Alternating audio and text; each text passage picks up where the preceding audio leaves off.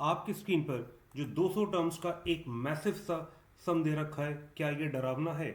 हो सकता है आपको डरावना लगे, पर अगर मैं आपसे कहूं कि ये नाइटमेयर नहीं है और ये 10 सेकेंड के अंदर सॉल्व हो सकता है अगर हमारा लॉजिक क्लियर है, तो आप क्या कहोगे?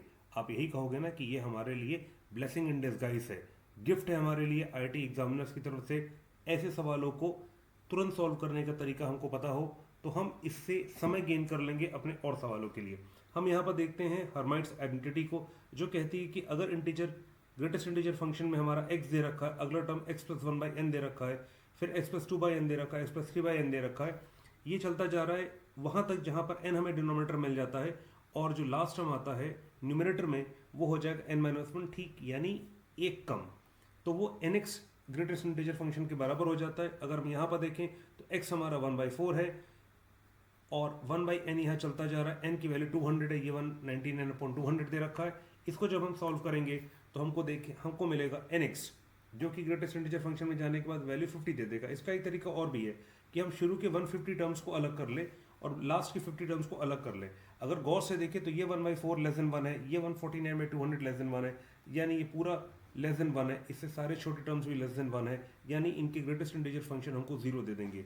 ये टर्म जो होगा 3/4 मुझको दे देगा, प्लस 1/4 करने के बाद ये मुझको दे देगा 1, ये 1 से कुछ देगा बड़ा, ये 1 से कुछ बड़ा देगा और ये भी 1 से कुछ बड़ा देगा, यानी इन सब की वैल्यू आ जाएगी 1। यानी यहाँ हम मल्टीप्लाई करेंगे 0 से, यहाँ मल्टीप्लाई करेंगे 1 से, यानी ये मुझे 50 दे देगा, ये मुझको 0 दे देगा।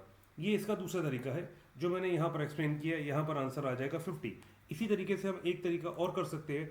क्या इस सवाल में हम हर्माइट्स आइडेंटिटी लगा सकते हैं?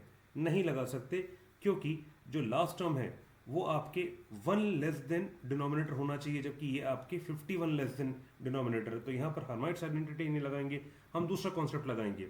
1/4 प्लस 1/200 लेस देन 1 होगा, अगला टर्म भी लेस देन 1 होगा, इवन ये टर्म भी क्या कहते हैं आपके लेस देन 3/4 होगा, तो ये प्लस 1/4 करेंगे तो ये लेस देन 1 दे देगा, यानी ये सारे टर्म मुझको दे देंगे 0।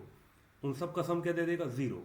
तो यानी ये सवाल भी 0 मुझको दे देगा। तो हर्माइट्स आइडेंटिटी लगाने के लिए हमें बस एक बात का ध्यान रखना चाहिए कि लास्ट टर्म जो है उसमें न्यूमरेटर एक कम होना चाहिए डिनोमिनेटर से।